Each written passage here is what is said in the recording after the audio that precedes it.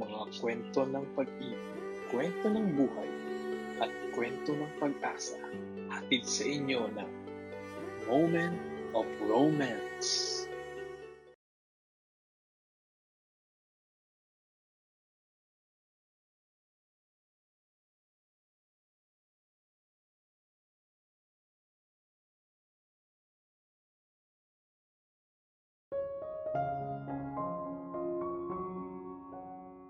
Sino ba naman ako para mahalin? Linya ng mga taong palaging sawi sa pag-ibig. Ngunit hindi ko inakala na dahil pala sa linya na ito ay makikilala ko ang babaeng magpapatibok ng aking puso. Ako nga pala si Jano. At dito sa kwento kong ito, inyong malalaman kung paano ko nakilala at minahal ang babaeng itinuring ko ng prinsesa ng buhay ko. Ngunit ito pala ang magiging dahilan ng pagdating ng isang pagsubok na sumira sa aming pagkakaibigan. Ano ba naman yan, Jano? Puro ka na lang share, post sa buhay. Wala ka bang balak manligaw?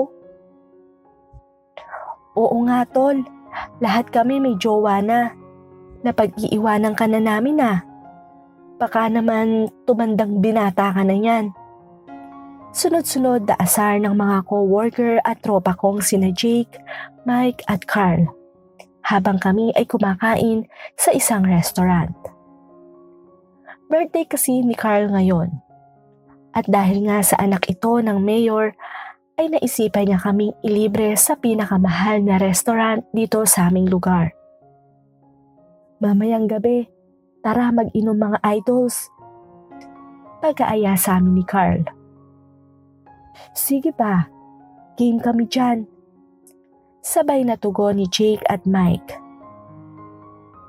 Ikaw, Jano? Pagtatanong naman ito sa akin. Pass muna ako sa inom ngayon. Wala akong ganang tugon dito. Si Boy, pass na naman. Holiday naman bukas ha. Wala tayong trabaho. Naaasar na sabi ni Jake sa akin. May aasikasuhin ako eh. Tsaka pass muna sa inom. Kailangan ko na rin umuwi. Bye. Nakangiti kong paalam dito. O siya, sige idol. Pero pag gusto mong sumama mamaya, chat mo lang ako ha. Pagsasabi ni Carl sa akin bago ako tuluyang umalis. Ilang minuto din ang lumipas bago ako nakauwi sa aming bahay. Oh, ba't ang aga mo umuwi? Pagtatanong ni Papa sa akin. Tapos na pa eh. Tsaka magiinom pa sila. Sagot ko dito habang nagmamano. Tumango lang ito sa akin at pagkatapos noon ay agad na akong pumasok sa aking kwarto. Ilang oras din ang aking ginugol sa paglalaro ng online games bago ko maisipang mag-scroll sa Facebook at humiga na upang dalawin ng antok. Habang ako ay nag-i-scroll, isang bagay ang pumukaw sa aking atensyon na siya namang naging dahilan upang ako ay mapangiti. Ito kasi ay compilation ng mga linya ng mga sawi o mas kilala bilang sad boy lines. Kaya naman dahil sa aking kuryosidad ay naisipan kong tingnan ang mga linya na ito. At sa huling parte na ito ay nabasa ko ang linya na sino ba naman ako para mahalin? Ilang segundo akong napatitig dito bago ko mapagdesisyonan na i-post ito sa aking timeline. Then, angas. Biglaan kong sabi sa aking sarili matapos ko itong ma-post at pagkatapos noon ay kaagad na rin akong natulog. Kinabukasan, isang magandang umaga ang bumungad sa aking buhay. Sapagkat umabot halos sa 30 sad reacts ang aking post. Ngunit bigla naman akong napatulala matapos kong makita na may nag-iisang comment dito. Kaya naman, mabilis ko itong tiningnan upang alamin kung sino ito. Ikaw si Jano at ako ang magmamahal sa'yo. Ito ang nakasaad sa kanyang comment. Kaya mabilis kong inalam kung sino ba ang taong ito. Kat? Dahan-dahan kong basa sa kanyang pangalan habang nakatingin sa kanyang larawan. Para bang nakakita ko ng anghel kapag ako ay nakatingin sa larawan niya. Kaya naman, walang pag-aalinlangan na in-add friend ko ito at mabilis na chinat ng hi. Ilang oras din akong hindi mapakali sa aking kwarto. Iniisip kung ano ang kanyang magiging reply sa aking chat. Hanggang sa isang tunog ang lumikha sa aking phone. Kaya naman, dali-dali ko itong tiningnan. At nang makita kong inaccept niya ang aking friend request, ay mabilis akong napasigaw sa aking kwarto habang tumatalon-talon pa. Ilang segundo ang lumipas ay nakita kong nag-reply ito sa aking chat. Hello. Ito ang nakasaad sa kanyang chat at dito na nagsimula ang lahat. Dito ko na siya simulang nakilala. Siya si Kat na nakatira sa isang lugar na malapit lang pala sa aming lugar. Ang kanyang mga magulang ay nasa ibang bansa.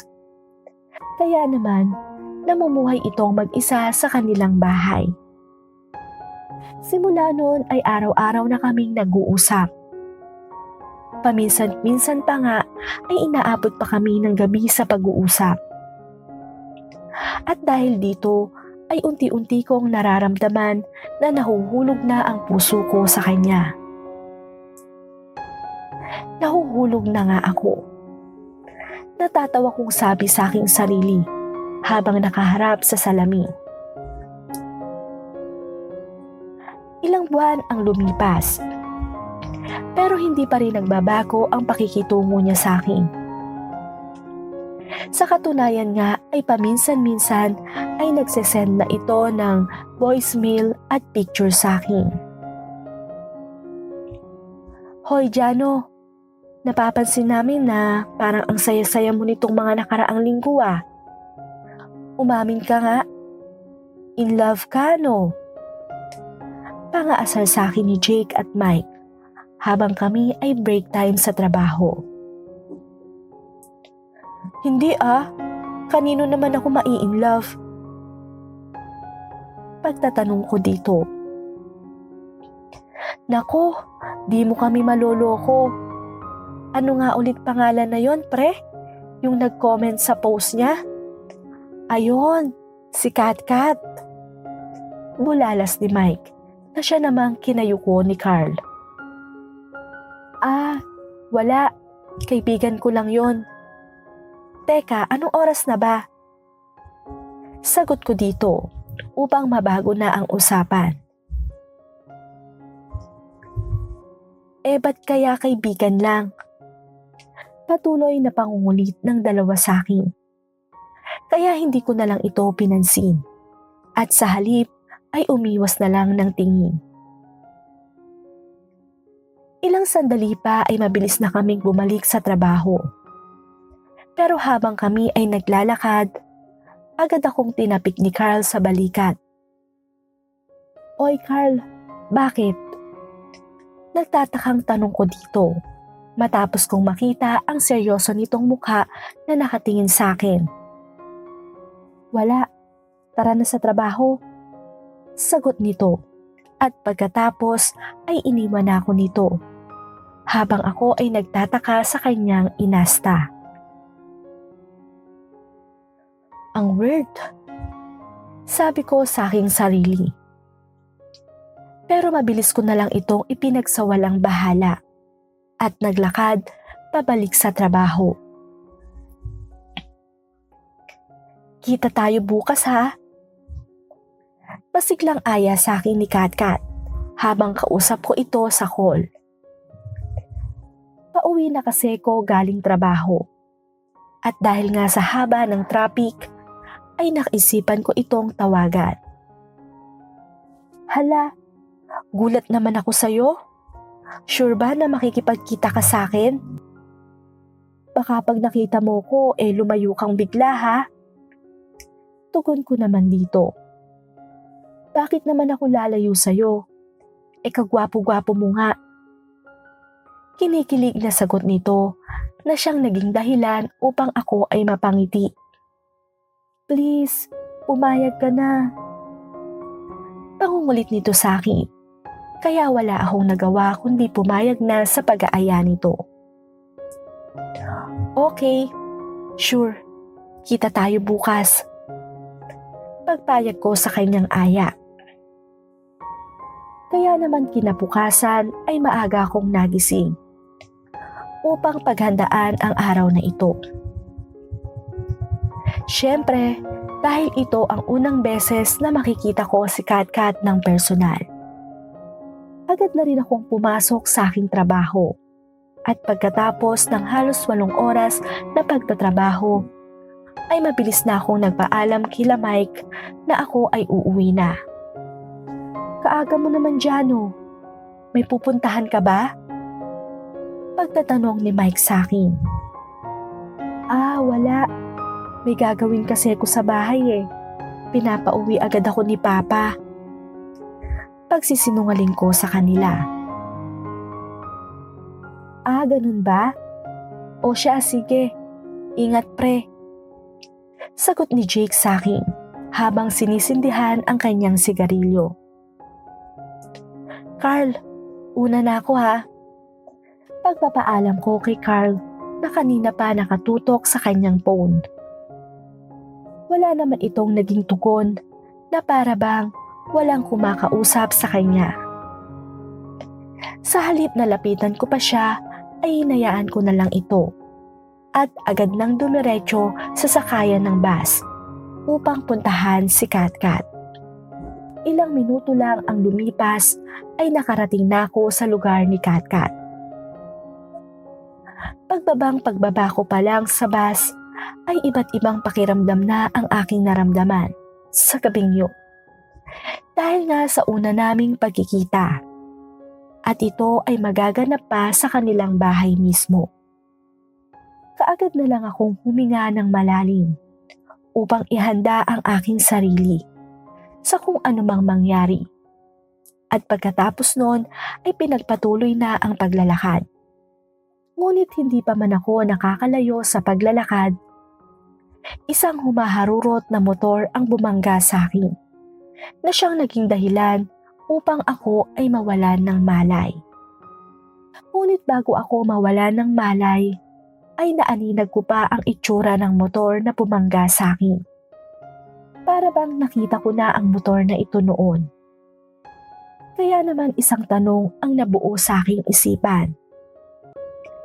Sino kaya ang taong pumangga na ito sa akin?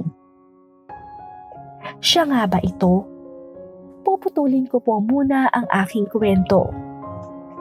Alam ko pong nabitin kayo. Pero huwag po kayong mag-alala dahil sa susunod na araw ay ipagpapatuloy ko ang kabanata ng istorya ko. Lubos na gumagalang, Chano. Shout out po muna sa mga nag-comment sa mga nakaraang videos.